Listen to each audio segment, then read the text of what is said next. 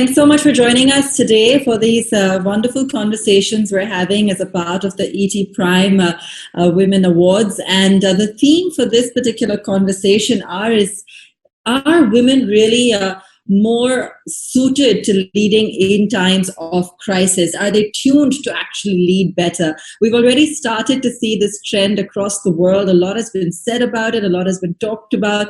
And today we have three leaders to discuss this with us, what really helps to make women stand out in a time of crisis. Let me introduce our guests. We've got Ameera Shah joining us, promoter at MD, Metropolis Healthcare. Also, Harshbeena Zaveri, Managing Director of NRB Bearings, and Zarin Daruwala of Standard Chartered Bank, the CEO. And we're really looking forward to getting a different and varied perspective from all of you. Thanks so much for joining us. All right, let me just start off with you then, Ameera, in terms of how women leaders have managed to treat the entire pandemic situation, approach it differently, perhaps find more innovative or empathetic solutions at a time like this when employees at a large scale are either being laid off or needing to work from home. Do you feel they've come out stronger? And if so, why do you think that is? What's helped to keep them in good stead? Hi, Abha. So look, I think, while of course we all love to generalize it, and sometimes the whole gender debate is very fun, I agree with you that majority of women will behave in a certain way, and a majority of men may behave in a certain way. That's obviously not necessarily the case for each gender. In my own company, I've actually seen my CEO, who's male, actually look at it from a more multifaceted way while making decisions on a day-to-day basis. I didn't hear him either talk about, let's let these many people go, let's cut salaries. Actually, none of that. It was actually very clear that we must keep all the people on board because we're healthcare, we're essential services. This is the time for us to motivate our people. But the reasons were different. The reasons were from a perspective of being the brand that retains talent, being the brand that supports our employees at the time of crisis. It was not so much of a emotional reason or a humane reason or a empathetic mindset. But it was more of a business mindset to say, look, this is why. I mean, the outcome may be the same. But I think sometimes men and women may use different tools at different points. I feel a lot of the women, especially in crises, leaders, are able to look at different points of data while making a decision. While often we have seen men who specialize in very focused, being very sort of, in one direction. And I think that definitely helps in crisis situations. So yeah, I mean, I think, the number of women leaders, especially political leaders who've been very successful has been very interesting. While I just saw WhatsApp that came in that all the so-called autocratic leaders across the world, which are male, have really seen a very fast spread in infection and a real drop in political power and fame. I'm just going to probe that a little further before I go to the others. But there has been a point of view that some of the women leaders, particularly, let's say, Arden in New Zealand or, in some of the Nordic countries like Finland, they haven't had as much of a challenge. Would you say that's just another way for some of the men to kind of put down women leaders, or would you say there's some truth to that? Look, I mean, I think it's very difficult to contemplate. Look, of course, the scale of challenge in New Zealand versus India versus the US has been different. But I think when you look at the context of the problem that somebody has inherited and how they're dealing with it, I think one stark difference is the level of communication. I think the strong leaders, think the strength comes in making decisions independently and communicating them top down. To the rest of the country. I think what we've seen with some leaders like the one you referred to in New Zealand, there's been so much bilateral communication and constant communication. And I think that frequency, the way of communication being soft and democratic, I think has been what has really stood out in this time. Okay.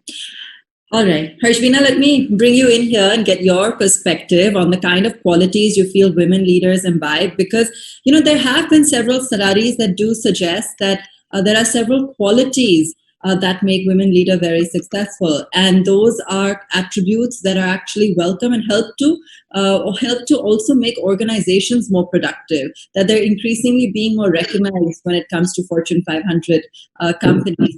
So is this an opportunity where some of those are being recognized and appreciated? I definitely believe that women shine in a crisis. And I feel that that has been well proven even in the corporate world, because most companies, when they're at a very, very high risk of survival, take on women leaders, which they don't necessarily do when they're in a comfortable zone. Now, specifically, what are those traits that make women shine in a crisis situation? I feel that the combination of empathy and compassion and decisiveness and being able to evaluate how serious the situation is, using what Ameera said, their multi-pronged approach, or their ability to wear different hats and have a bigger picture perspective. For example, you mentioned Angela and Ardam. And Angela said right up front, it's serious. Take it seriously. And I think that that ability to right away not have this sense of bravado, for example, I think the characteristics that good leaders need, which is humility, empathy, individualized consideration, is not something that comes easily to alpha male leaders. And while they do very well in status quo situations, women being outliers and not really part of the system, they have very little to lose. So when these kind of situations come up, they grip it, I would say, much more clearly, do what needs to be done, because all said and done, they've constantly had to do. Zarina, let me get you in as well on this now. And, you're also seeing this from a global perspective. You've seen remote working set in, even before the lockdown, but the kind of national lockdown that we saw here, the pace with which it kind of hit, how did you manage or tackle that situation? What were some of the challenges that you faced as a leader of a global entity here in India?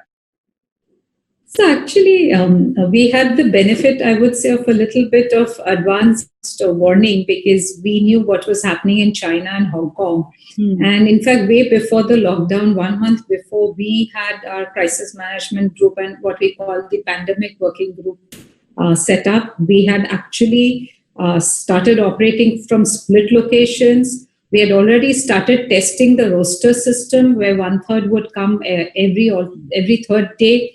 So a little bit planning was there. We had the benefit of that. Having said that, I don't think we expected the kind of severity of the lockdown that came and suddenness. So I think the important thing that we had to grapple with was the call center, because the call center actually, the way it works is, you have a customer calling and the call goes to any agent, customer servicing agent, who's free. And that is a high piece of technology. And we really, within 2 or 3 days, we figured out that also, where call center got operational, and with all our customer service executives working from home. So some planning we had done. We had ordered a lot of laptops in anticipation of the COVID situation playing out. So to some extent, we were well planned, but some things, I think one has to take it as one goes. I think one of the other things that one learns through this crisis is that you need to plan for your employees in case somebody gets, a virus. And those were the big learnings as we went along. Okay. You also had a lot of, sort of challenges to deal with, the learnings, as you mentioned, with your call centers. As well, you had large captive call centers, as you mentioned, across time zones. So in terms of the kind of attendance you saw, dealing with perhaps people who didn't want to come into work, who had other issues at home, how did you survive this kind of entire transition to a work from home model? And did you, as a leader, as a female leader in charge, face any kind of in terms of perhaps, was it more demanding for you in terms of that you would be more, tolerant or empathetic, or any of those things? Yeah. So I think one thing that comes very much at the fore in this kind of situations is your human-centric approach to any decision. And I think that is important as a leader, because at the end of it, it's lives that you are dealing with when you tell people to come to work. So as banks, we had to keep our branches going. And throughout the whole period, our branches have been functioning. So one of the first things I did when the lockdown happened was I called about 20 to 30% of our branch managers individually. And I tried to understand, how are they facing the situation on the ground? Are there any issues that they are struggling with? And that kind of gave me good insights as to, how should we make our employees comfortable while they are working. The other thing was simple things like conveyance for employees, so that they don't, catch the disease. How do we ensure that we keep minimal staff in branches because the footfall had fallen? So there were a lot of learnings, and we kept on refining it.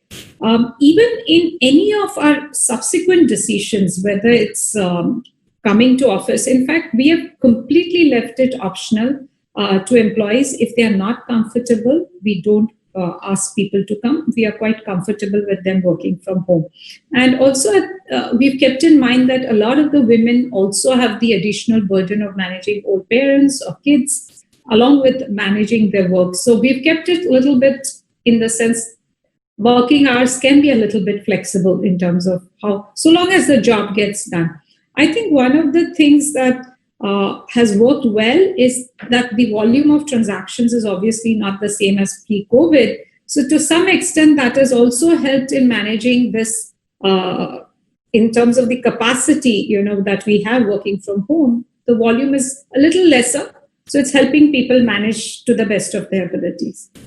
And even if that does stay the way for a little while, I wonder how things are going to evolve later. And Ameera, you've spoken a lot about how organizations will become more inclusive, that women will adapt.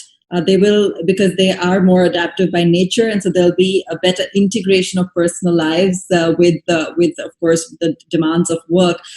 How much of a reality do you see that being? Do you feel that other leaders across sectors will also adapt to this, see the benefits of this? Because the initial reading was that women would suffer the most.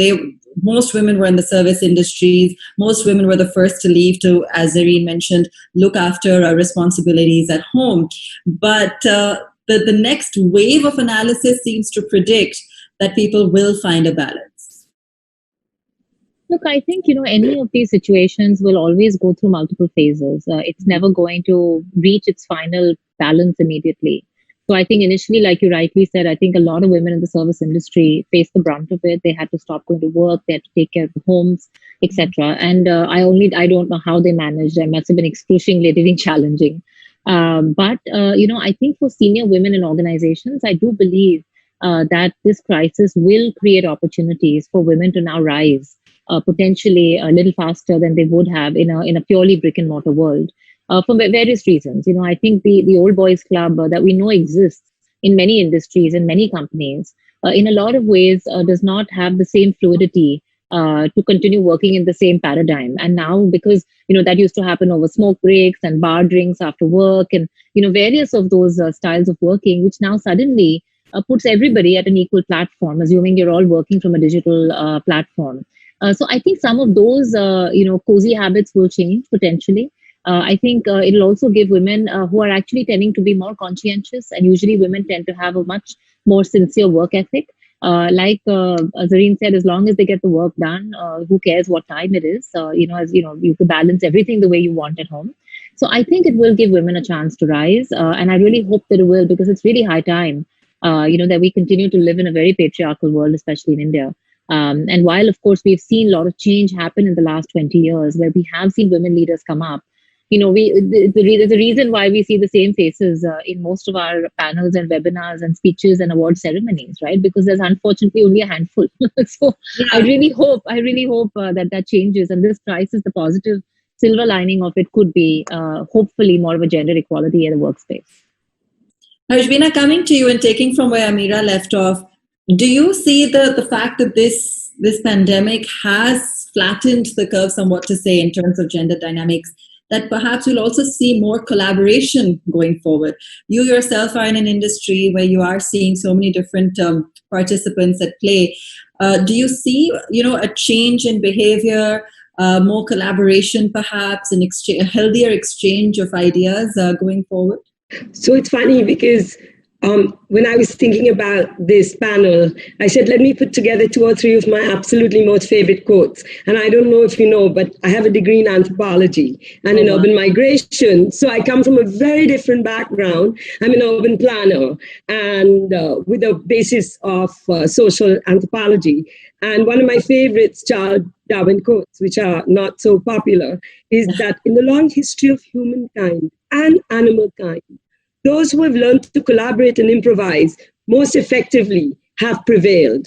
And that, in fact, is really the crux of what you're speaking about.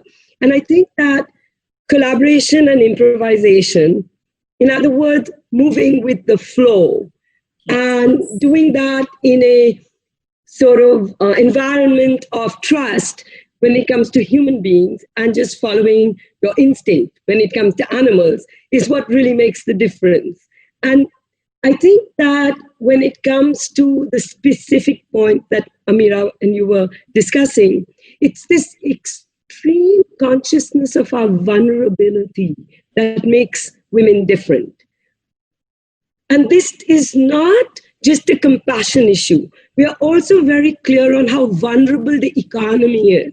And alpha male leaders are trying to choose between compassion and the economy. And women are actually leveraging their extreme mental flexibility, which allows them to constantly, I would say, restate the goals as more information comes in without causing confusion. So they're the leader of the pack, and they keep improvising and collaborating with everyone and have this amazing, anthropologically speaking, feedback mechanism. And this ability allows women really to excel. I would say in terms of a business or a policy environment, it allows them to create an overall framework. So they're clear what they want to achieve. They communicate this very effectively. And they keep adjusting the finer details as a matter of clarity rather than a matter of confusion. This is diametrically opposed to the man-male method that we are watching. Therefore, I think that this has led in companies and in countries to a consistently improved situation when women are handling it. In spite of all the challenges, the companies and the countries themselves are going from step 1 to step 2 to step 3, because this improvisation and collaboration is built into the model. I think one thing that's coming through what all 3 of you are saying is a resilience that women have. I also draw on the strength that women have shown, and I think it's become more apparent also how powerful they can be. As Ameera mentioned, when you're not sort of boxed in by having to show what you're capable of through uncomfortable situations for some, when you're kind of even out the playing field, women are able to emerge a little stronger and highlight, some of the factors that are working for them. The other element that could work to their advantage also is choice. When everything is going online and everything is digital today, they are again able to play a bigger role. What are some of the factors you feel are really going to help to drive change and going forward? So as you rightly said, I think the optionality of working from home is something that can really, a woman typically drops off in post the kid or mid-career kind of crisis. And that time the view is, prior to the COVID, the view was that, she's working from home, which means, she's in a way compromising her career. And that's why women then decide to take a gap year or then they completely drop off. I think post-COVID, it is very clear that you can work from home almost as efficiently as you can in sitting in office. And thankfully, in services sector, it is even more so, like banking, insurance, IT. It's much more possible for a woman to work from home. And this gives her an optionality whenever she has that crisis in a personal side to actually seek from my employer the ability to work from home for a few days in a week or maybe a year. And to that extent, she's able to bounce back in her career post that crisis having gone off her personal life. So I think it's a good thing that has happened in terms of realization that you can be almost as efficient working from home, and that will really play out well for women in the future. For women leaders, Ameera, and I think what frustrates me is that I think as women leaders, they are always the first to be criticized on the back of gender. Coming back to a point you made earlier where you said it's also about competence, right? It's not always just about gender. There are a lot of generalizations. But I think that, when women leaders seem to have to fight that much harder to prove that, to prove their success, and seem to be the first to be criticized on the back of gender should something go wrong. Would you agree? And how does one tackle that? I'm not sure I agree, Abha. I think yes, we have to work harder. We have to prove ourselves more to get to the top. That's right, because there are fewer of us. But I don't believe that we are criticized the first. I think, I'm not sure of that. I think, in fact, as women, we also get certain flexibilities that men don't get. There are advantages. I remember just, building my business from the time I was 21. If I went and knocked at any door, I didn't know the people at all. I was just doing random cold calls, like through sales. And people would open the door and welcome me in, which probably if I was a young guy, they would have kicked me out straight away, right? So, there are benefits that come with the gender as well. I'll tell you another benefit. Today, all of us who are sitting here or otherwise probably land up getting far more media and far more PR because we are women leaders. We are highlighted much more because if we were men, maybe we would have been more lost in a crowd. When I walk into a room and it's, 100 other guys, we stand out automatically. So, I think there are advantages to it. So, I think we just have to take it with the pinch of salt, take all the good and the bad which comes with it, and honestly not think about it too much. Because I think the more we overanalyze it and the more we think about it, for some women, it lands up becoming either an excuse or a reason for lack of competence or lack of success or whatever. So my way has always been, yes, we are in a patriarchal society, accept it, deal with it, and go beyond it. Find the you think that you can use to your benefit and forget the rest. That's true. And I've always heard you say that. I would agree with Ameera. Actually, I don't think women leaders have been criticized because they are women. I think it's about either performance or non-performance. So and that's a parameter to judge a leader, not the gender. And we've not experienced that in India.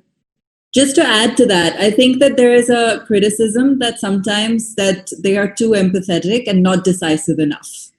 So they're not able to take the tough calls. And obviously, this view comes in more from the male fraternity, but I think that's what I was alluding to. Actually, I have a different view on this, slightly different. I think that going to the question you asked, Zarin, where I do agree this work from home thing has been a great advantage. I actually think that COVID has redefined men and women's roles in the home as opposed to in the workplace, which is what we talk about a lot, right? My husband's chat group is always about trying to crack the housework. And that's something that they haven't really been, in India at least, exposed to the same degree that we have. But I believe very strongly, and Indian philosophy supports that view, that women traits are as much to be respected in a man as male traits in a woman. And if you look at the Upanishads and the Vedas, and I have actually done deep study on this because this is one of my passions, you look, for example, at Shiva, the destroyer of evil, and in the trilogy, he is depicted as Ardha Narishwara. And he's half a woman and half a man, and he's amalgamated Parvati and Shiva. Now, if you look at Shakti, for example, Shakti is always female. A man cannot be strong unless he appreciates the female side if he wants to really have true Shakti. And therefore, I think that it's an inclusive world, and even within the business world, we should be really focusing on helping people be themselves, not have this sort of fear of being too womanly or too manly. And in our company, we often talk about this very openly, and we have a conscious attempt at our senior management level to embrace the male and female sides and not be gender defined consciously, formally, as part of our culture statement. And I think, therefore, the inclusivity of the world that we're trying to achieve is better for all of us. That's very well said. And I completely agree with that, because when women are, as Ameera said, fighting too hard, trying too much, they're often said, okay, they're too assertive, aggressive. It's not appreciated in a woman. And on the other hand, if she's too empathetic, then it's like, oh, that's because she's a woman. So I think the fusion, or just being yourself, is I think critical. We celebrate Man's Day. We also celebrate transgenders, because we have a plant in Thailand, and I think it's very important today for us in this COVID situation to really leverage this and move beyond it as human beings. Yes, so that also gives me such an insight into how what's really happening in terms of as you managing your company, and I want to get that from all of you. Ameera, I know the last time we spoke, you said, you're also managing a team of, 1,000 plus or so, and you've just had a baby yourself. So, I mean, I think you're the living, breathing example of trying to and also being in the healthcare space. It must have just been overwhelming to deal with everything. And as a leader, you've also, of course, been on top of everything. So just share with us, a little bit of insight into how this period has been for you. Look, I think the period has been very interesting from a perspective of external and internal observations. We have about 5,000 people, Abha, in 5 countries, mostly India. But I also have a CEO who does a lot of the day-to-day stuff, and who I've been grooming for the last 4 years to actually take complete charge day-to-day. And therefore, my involvement is much more strategic in nature. Of course, pre-COVID and till the last day of my delivery, I was working sort of 8-10 hours a day. And that's been the same case post my delivery as well. My example is not fair one, because I have so much help and I'm very privileged. So I know what most women go through is much, much harder, because they don't have either the financial resources, the emotional support, or therefore the ability to be able to necessarily multitask everything. So I'm honestly grateful every day because, I've had my parents, I've had my in-laws, I've had nurse, I've had my husband, I've had so many people, and my CEO and my team at work. But I think the 2 things have come out. Number one, that, my team has been able to operate without me day to day and made some tough calls in this very tough environment. And I've come to the realization I'm very happy about it. I'm very disposable and very dispensable. So I think that's a good thing. And I think that's a strength that has come out during this time. Number one. I think number 2, I think my own internal observation about how much I've enjoyed spending time at home and not working 12 hours a day. And, while it has been a very exhausting, emotionally exhausting period, because in the healthcare sector, most of us in the provider space have had a really challenging time operating in these last 3-4 months. Not because we're essential services and we had to provide services, but because of the constant fluctuating policy decisions by every local municipal corporation in every part of the country, which has made us go up and down like a crazy roller coaster. And there have been days we've been harassed, there have been days we've been threatened, and there have been at the same time we have to take care of everybody. So it's been a very emotionally exhausting time. But I think the internal observation has been that while I've spent the last 20 years working 12 to 14-hour days to build my business, I've really genuinely enjoyed having the flip side of it, which is being at home, being with family, being with my kid, enjoying those personal connects, and still having the ability to toggle both worlds. The rational, logical world of business and the emotional world of being with a little child, and it's been a great joy actually. Oh, that's lovely, and I can see that that as well in the glow, and Zareen, what about you? I'm a global company, 22,000 plus, at least in the call centers. I see in my notes, correct me if I'm wrong, dealing with it on a day-to-day level because of, planning for hospital beds, for collaborations, regulations changing, keeping on top of that as well. How was the roller coaster for you? So actually, I must confess that as a bank CEO, of course, COVID was a special situation, but we've been having these for last few years. We had demonetization when banks were at the forefront of handling that whole situation. Then there was GST. So we've constantly had a lot of sort of moments. But of course, COVID was different from one viewpoint that most of the people were working from home. So to that extent, but I must confess that it has been quite seamless. Our tech team has really risen to the challenge. And the biggest issue was how do we make people work from home? Because not everybody in the bank had laptops, and you can't shift desktops to homes because sizes of homes in Bombay and many other places are not that big. So really, the challenge was quickly shipping laptops, quickly giving the internet connectivity. But having said that, as I told you, we had planned, so we had ordered a lot of dongles, dongles, etc. So we had planned for some of these eventuality. Looking back, I think we managed quite well. In fact, this is one period where I've had a lot of customers saying good things about the bank, because otherwise what typically lands in my mailbox is customer complaints. Very rarely customers saying nice things, but this was one period where customers were really appreciative.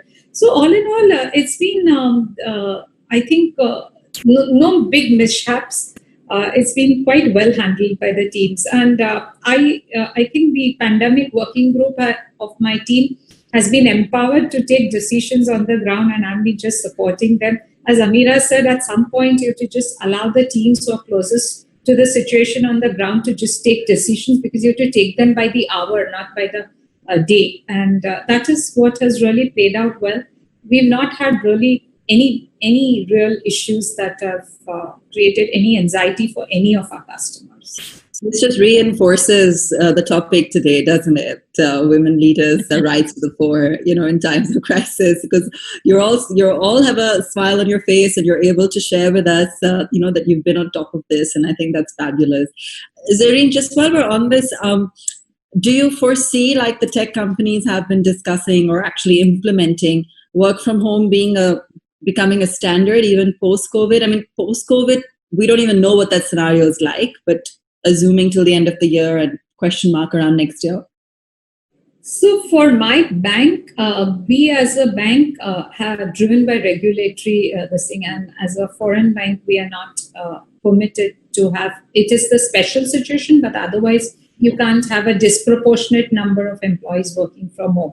You need to be in the office or branches because of the regulatory requirement. But as I see the services sector, I think clearly, as I mentioned, we will see companies using that to a large measure because it ensures that they can then have the kind of employees who they want to and give them the flexibility, because otherwise you lose good female talent if you don't permit that. Yeah, true. Harshbeena, what about you? What's been your experience? So ours is a very difficult experience because we're a manufacturing company. Yeah. Yes. So really, we took great advantage of the lockdown. That's one thing that I would like to highlight. We completely restructured our company, and I started in March because luckily in January I was traveling, and I'm 99% sure I had COVID in January because my voice is still not come back. And I do need to get an antibody test and check that out. But I came back from many parts of the world in January and February. And I, believe it or not, socially distanced myself from everyone, even though I was at work. And everyone thought I was crazy because they hadn't even heard of this, half of the people around. But to answer your question specifically, we completely retrained our entire management team in the factories so that they would understand cash flow. because suddenly we flipped over in advance during the lockdown from profitability to cash flow management. And we needed people to understand the difference. So we did that. We did huge attitudinal training programs for short-term goal orientation. So a company like ours, which has always been formally focused on the long term, needed to reorient, saying that, listen, if we don't get through the next 3 months, there is going to be no long term. So I think that was one of the things. The second thing that we did is we restructured our company and said, we have 0 sales in April. So we are now a new company. We're newborn. So we formally, with written feedback from about 180 people, wow. We got I got 3 pages from 180 people, which I studied over a week alone, not with my management team initially, and did a town hall. So I give direct feedback to the whole company on what the company was worrying about. Based on that town hall, we then broke up and created different collaborative teams on how should we rebuild NRB as if it's a new company, because for the next 24 months, the challenge would be huge. And it was very exciting because for the first time you can say, oh my God, we're a new company. We don't have to be correcting things. We can start from scratch again, which for a legacy company is quite a fun thing to do, actually. Yeah. So the idea was to simplify decision-making, collate all the information with structured teams collating it, and take decisions every week with a war room, which was immediately communicated all around. This took the entire anxiety away. It created I would really say, it created a comfort zone and deep mutual trust and respect for the leadership team. So it was a combo. They knew we would get through this, no question, and well, but they also knew what we expected from them. And frankly, we expect a lot more work from them. So we definitely didn't fall into this trap that a lot of companies have of people just being chilled out and stuff. For example, if anybody moved away from the city where they were supposed to be, we said, we're not supposed to pay you. Sorry. You had to take the company's input before you moved. We did give them a month's salary out of compassion, but we said, either you come back, we take care of you, we pay for you, even if you're in quarantine. We actually help people come back. Or if they decided they couldn't come back, we relocated them formally for a whole year. So things like that. So I think we basically have a totally different company today, if that answers your question. Yes, it does. And that's an interesting, insight into how you've dealt with it and the kind of decisions you had to make. We don't know how long this is going to last. I think some of you may have a better idea than me, from what you've heard. But I think the consensus seems to be that, let's say for 6 months, a lot of uncertainty, hopefully mid next year, a vaccine. In light of that, as we kind of move forward, post the unlocking and trying to get back to normal, I think it's become clear that there are a different set of leadership tools that, yes, perhaps women embody more of, that are being appreciated at a time like this.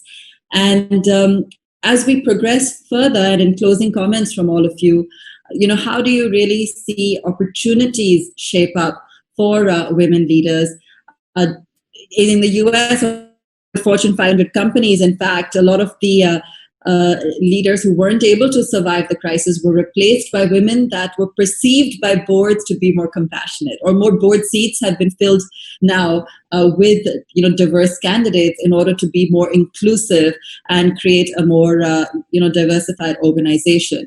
Do you see actual significant changes as we head into life post-COVID? Zarin? So I think it's going to be a gradual process in terms of, shifting leadership from, as you said, like the post-financial crisis.